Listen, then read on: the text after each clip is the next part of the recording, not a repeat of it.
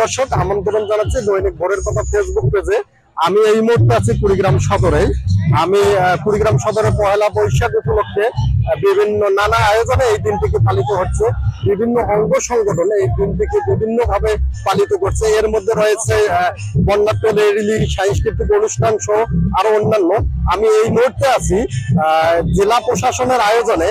এখানে শোভাযাত্রা এবং র্যালির আয়োজন করেছে, এখন মেলার আয়োজন করেছে, সাংস্কৃতিক অনুষ্ঠানের আয়োজন করেছে, পান্তা ভাতের আয়োজন করেছে। আমি এগুলো ঘুরে দেখাবো, আপনারা সাথেই থাকুন।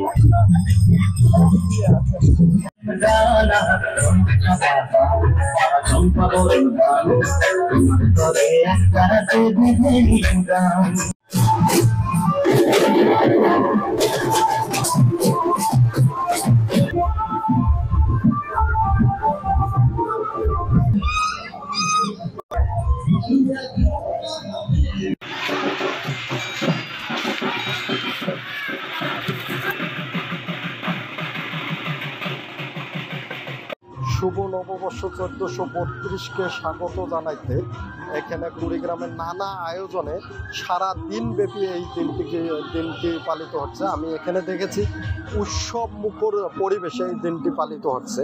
এখানে বিভিন্ন অঙ্গ সংগঠন তাদের বিভিন্ন ব্যানারে এই দিনটিকে পালন করছে। এর মধ্যে রয়েছে সাংস্কৃতিক অনুষ্ঠান, বর্ণাঢ্য র্যালি, শোভাযাত্রা, পান্তা ভাতের আয়োজন সহ আরও অনেকেই। এই দিনটিকে পালন করা হচ্ছে যে এই দিনের মতো যেন বছরের প্রতিটি দিন পালন করা হয়। অতীতের গত বছরের সব দুঃখ বিদেশ ভুলে গিয়ে নতুন বছরের প্রতিটি দিন যেন সুন্দরভাবে উৎসব মুখর পরিবেশে পালন করা হয়, এই আশাবাদ জানিয়েছে অনেকেই।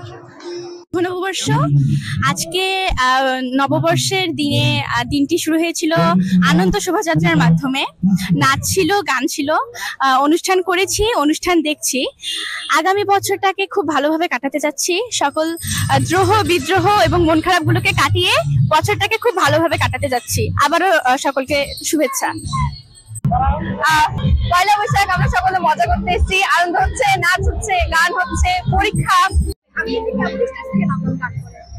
আর সব থেকে বড় কথা, আমি এসএসসি ক্যান্ডিডেট, আমি পরীক্ষা দিচ্ছি। আগামীকাল আমার ইংলিশ ফার্স্ট পরীক্ষা, কিন্তু পহেলা বৈশাখ এটা তো মিস করা যায় না। আমার ইংলিশ ফার্স্ট পরীক্ষা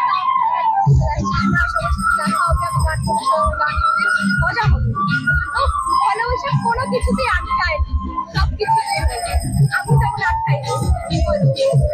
পহেলা বৈশাখ আমাদের আগে সারা বাংলাদেশে অনুষ্ঠান হচ্ছে, আমাদের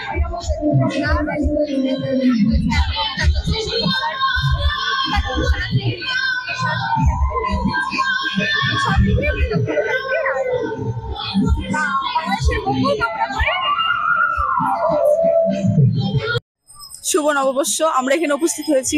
আমাদের এখানে অনেক ভালো লাগতেছে, এখানে অনেক অনুষ্ঠান হচ্ছে এবং অনেক ভালো লাগতেছে। এখানে পরিবেশটা অনেক সুন্দর, মনোরম পরিবেশ। এখানে আনন্দ করতে আমাদের অনেক ভালো লাগতেছে।